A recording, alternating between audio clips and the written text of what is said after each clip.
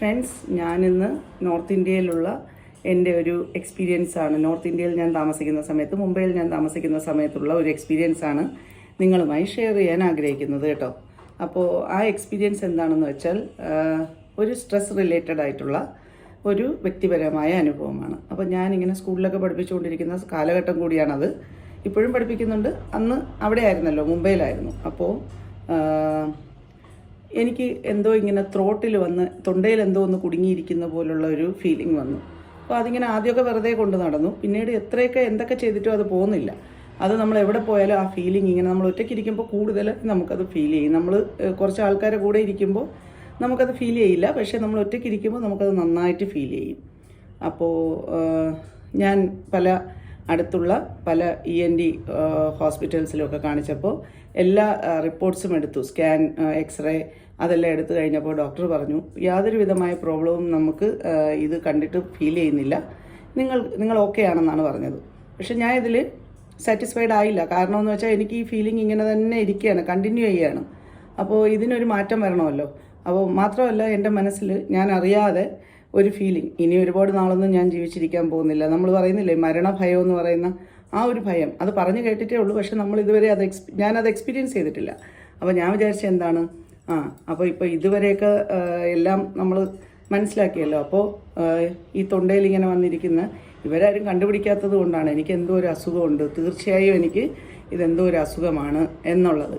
അപ്പോൾ എൻ്റെ ഹോസ്പിറ്റലിൽ നിന്ന് ഡോക്ടർ തരുമല്ലോ ഡയഗ്നോസിസ് ചെയ്യുന്ന ആ ഒരു കോളത്തിനകത്ത് ഡോക്ടർ എഴുതിയിരുന്നു സ്ട്രെസ് എന്നാണ്. അപ്പോൾ ഞാൻ അന്ന് വിചാരിച്ചു, സ്ട്രെസ് ഒരു രോഗമാണോ? സത്യത്തിൽ അതൊരു രോഗമാണോ എന്ന് ഞാൻ ചിന്തിച്ചു. പക്ഷേ പിൽക്കാലത്തിൽ എനിക്ക് മനസ്സിലായി സ്ട്രെസ് പോലൊരു രോഗം വേറൊന്നുമില്ല എന്നുള്ളത്. അതെന്തുകൊണ്ടാണെന്ന് വെച്ചാൽ പിന്നീട് എനിക്ക് മനസ്സിലായ കാര്യമാണ് ഞാൻ പറയുന്നത് കേട്ടോ. അപ്പോൾ hi friends, welcome to tunes of ലൈഫിലേക്ക് എല്ലാ ഫ്രണ്ട്സിനും സ്നേഹസ്വാഗതം കേട്ടോ. അപ്പോൾ ഞാൻ പറയാൻ വന്നത്,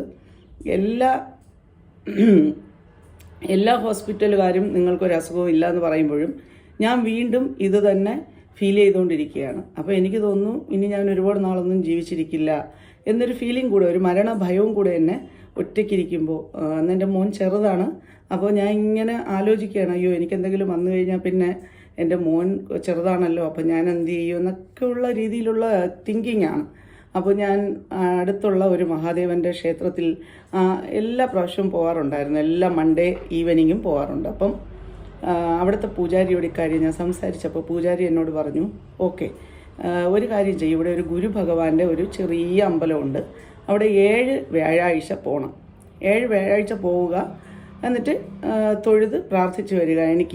എനിക്ക് മനസ്സിൻ്റെ ഈ ഒരു ഇതുണ്ടല്ലോ, ഒരു അങ്കലാപ്പ്, അതൊന്ന് മാറ്റിത്തരണമെന്ന് പറഞ്ഞ് പ്രാർത്ഥിക്കുക, ചെയ്ത് നോക്കൂ എന്ന് പറഞ്ഞു. പക്ഷേ ഞാൻ ഗുരുഭഗവാന്റെ ഒരു വിശ്വാസിയോ അല്ലെങ്കിൽ ഗുരുഭഗവാന്റെ ഒരു അമ്പലത്തിൽ പോവുകയോ അങ്ങനെയുള്ള ഒരു കാര്യങ്ങളും ഇല്ലാത്ത എന്നെ സംബന്ധിച്ച് എനിക്ക് മഹാദേവന്റെ ക്ഷേത്രമൊക്കെ, അതല്ല മഹാഗണപതിയുടെ ക്ഷേത്രമൊക്കെ, ദേവിമാരേതായാലും നമുക്ക് പോകുന്നതിന് ഒരു കുഴപ്പമില്ല. പക്ഷേ ഗുരുഭഗവാൻ എന്നൊരു ഭഗവാനെ ഞാൻ ആരാധിച്ചിട്ടില്ലാത്തത് കൊണ്ട് തന്നെ എനിക്കതിൻ്റെ പൂജാവിധികളോ കാര്യങ്ങളോ ഒന്നും അറിയില്ല. എന്നാലും പൂജാരി പറഞ്ഞതിപ്പം ഞാൻ വിചാരിച്ചു, ഇനിയിപ്പോൾ അവിടെ പോയാൽ എന്ത് തീരാനാ, എന്തായാലും പറഞ്ഞതല്ലേ, നമുക്ക് ആ വഴി നോക്കാം എന്ന് പറഞ്ഞ് ഞാൻ ഈ ഗുരുഭഗവാന്റെ അമ്പലത്തിൽ ആദ്യത്തെ വ്യാഴാഴ്ച ഒരു ദിവസം പോയി. വലിയ മാറ്റമൊന്നുമില്ല, വീണ്ടും ഇങ്ങനെ തന്നെ കണ്ടിന്യൂ ചെയ്തു. 2ാമത്തെ ആഴ്ച പോയി, 3ാമത്തെ ആഴ്ച പോയി, 4ാമത്തെ ആഴ്ചയും ഞാൻ പോയി വ്യാഴാഴ്ച. അപ്പോഴൊന്നും എൻ്റെ മനസ്സിൽ നിന്ന് ഇത് പോകുന്നില്ല. പക്ഷേ 5ാമത്തെ, 6ാമത്തെ, 7ാമത്തെ ആഴ്ച ആയപ്പോൾ ഞാൻ പോലും അറിയാതെ എൻ്റെ മനസ്സിൽ നിന്ന് ഈ ഒരു ചിന്താഗതി, എനിക്ക് പിന്നെ ഇങ്ങനെ ഒരു ഇതുണ്ടെന്ന് പോലുമുള്ള ഓർമ്മയില്ലാതെ ആയി എന്നുള്ളതാണ്. ഇതെൻ്റെ ഒരു അനുഭവമാണ് ഞാൻ പറയുന്നത് കേട്ടോ. അല്ലാതെ ഒരു അന്ധവിശ്വാസമോ ദൈവികത കൊണ്ട് ഇത് മാറിയെന്നോ ഒന്നുമല്ല ഞാനിവിടെ പറഞ്ഞു വയ്ക്കാൻ ഉദ്ദേശിക്കുന്നത്.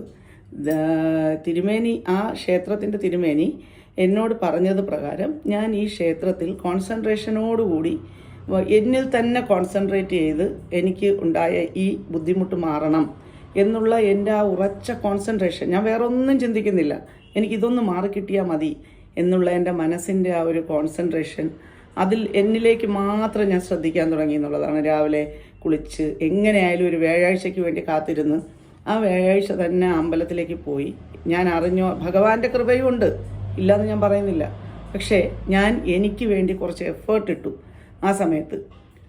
അങ്ങനെ എഫേർട്ട് ഇട്ട് ഞാൻ അവിടെ പോയി. അവസാനത്തെ ആഴ്ച നിങ്ങളെ കൊണ്ട് പറ്റുന്ന ഒരു കാര്യം ആ ഭഗവാന് നൈവേദ്യമായി കൊടുക്കണമെന്ന് പറഞ്ഞു. അപ്പം ഞാൻ മഞ്ഞപ്പട്ടും അതുപോലെ തന്നെ കടല അങ്ങനെയൊക്കെയുള്ള സാധനം ഭഗവാൻ അവിടെ കൊടുക്കുകയും അവിടുത്തെ പൂജാരിക്ക് ഒരു ചെറിയ ഒരു കൈനീട്ടം ഞാൻ കൊടുക്കുകയാണ് ചെയ്തത്, ദക്ഷിണയായി കൊടുക്കുകയും ചെയ്തു. അതോടുകൂടി പിന്നെ ഞാൻ ആ ഗുരുഭഗവാന്റെ അമ്പലത്തിൽ പോയിട്ടില്ല. പക്ഷെ പിന്നീട് ഒരിക്കലും എന്നെ നാളിതുവരെ എന്നെ ആ ഒരു ബുദ്ധിമുട്ട് അലട്ടിയിട്ടില്ല എന്നുള്ളതാണ്. അപ്പോൾ ഡോക്ടർ ഡയഗ്നോസ് ചെയ്ത് വെച്ചിരുന്ന ആ കോളത്തിനകത്ത് ഇപ്പോഴും എൻ്റെ അടുത്ത് ആ സ്ലിപ്പ് ഇപ്പോഴും ഉണ്ട്. ഡോക്ടർ എഴുതി തന്നു ഇത് സ്ട്രെസ് കൊണ്ടാണെന്ന്. പിന്നീട് എനിക്ക് മനസ്സിലായി നമ്മൾ സ്ട്രെസ് എന്ന് വിളിക്കുന്നത് ഒരർത്ഥത്തിൽ എൻ്റെ അനുഭവത്തിൽ പറയുകയാണെങ്കിൽ ഞാൻ എല്ലാ കാര്യങ്ങളെക്കുറിച്ചും കുറച്ച് നാളുകൾക്ക് മുമ്പ് ഓവർ തിങ്കിങ് ആണ്. അതായത് എന്ത് കാര്യം വന്നാലും അയ്യോ നാളെ ഇനി ഇതെന്താവും, ഞാനിങ്ങനെ ചെയ്യണ്ടായിരുന്നു, അല്ലെങ്കിൽ ഞാൻ ചെയ്തത് ശരിയാണോ, നാളെ എനിക്ക് എന്തായിരിക്കും ഇതുകൊണ്ടുള്ള ഔട്ട്കം ഉണ്ടാവുക എന്നൊക്കെയുള്ള കാര്യങ്ങളിൽ ഭയങ്കരമായ ഓവർ തിങ്കിങ്. മാത്രമല്ല ഞാൻ ചിലരെയൊക്കെ സ്നേഹിക്കും, പക്ഷെ അവർ നമ്മളെ അതേ അളവിൽ തന്നെ സ്നേഹിക്കുന്നില്ല എന്നുള്ള ഒരു ചിന്ത. അതായത് മക്കളെപ്പോലും നമ്മൾ സ്നേഹിക്കുന്നു, പക്ഷെ അവരിൽ നിന്ന് നമുക്ക് നമ്മൾ ഉദ്ദേശിക്കുന്ന രീതിയിലുള്ള ഒരു സ്നേഹം കിട്ടുന്നില്ല എന്നുള്ള ചിന്ത. പിന്നെ നമ്മൾ വർക്ക് ചെയ്യുന്ന സ്ഥലത്ത് നമ്മൾ ആത്മാർത്ഥമായി 101% ഹാർഡ് വർക്ക് ചെയ്യുന്നു, പക്ഷെ അതിനുള്ള പരിഗണന നമുക്ക് കിട്ടുന്നില്ല എന്നുള്ള ആ ഒരു തോട്ട്. അതുപോലെ കുട്ടികളിൽ പലരും കുറച്ച് പേര് സ്നേഹമുണ്ട്, കുറച്ച് പേര് നമ്മളോട് സ്നേഹം കാണിക്കുന്നില്ല എന്നുള്ള നമ്മുടെ തോന്നൽ. പിന്നെ നമ്മുടെ കൂടെയുള്ള വർക്കേഴ്സൊക്കെ നമ്മളോട് നല്ല രീതിയിൽ സഹകരിക്കുന്നില്ല, ഇവരൊക്കെ നമുക്ക് എപ്പോഴായാലും പാരപണിയുന്നവരാണ് എന്നൊക്കെയുള്ള നമ്മുടെ ആ ഒരു ഓവർ തിങ്കിങ് ഉണ്ടല്ലോ, അത് നമ്മളെ വല്ലാതെ ഒരു അവസ്ഥയിലേക്ക് എത്തിക്കും എന്നുള്ളതാണ് ഞാൻ പറഞ്ഞു വന്നത്. അപ്പോൾ ഈ ഓവർ തിങ്കിങ് കുറയ്ക്കാൻ ഒരൊറ്റ വഴിയേ ഉള്ളൂ, നമ്മൾ കോൺസെൻട്രേറ്റഡ് ആവുക, നമ്മളിലേക്ക് തന്നെ കോൺസെൻട്രേറ്റഡ് ആവുക. സെൽഫ് ലവ് എന്നൊരു കാര്യത്തിലേക്ക് ഞാൻ വന്നത് അങ്ങനെയാണ്.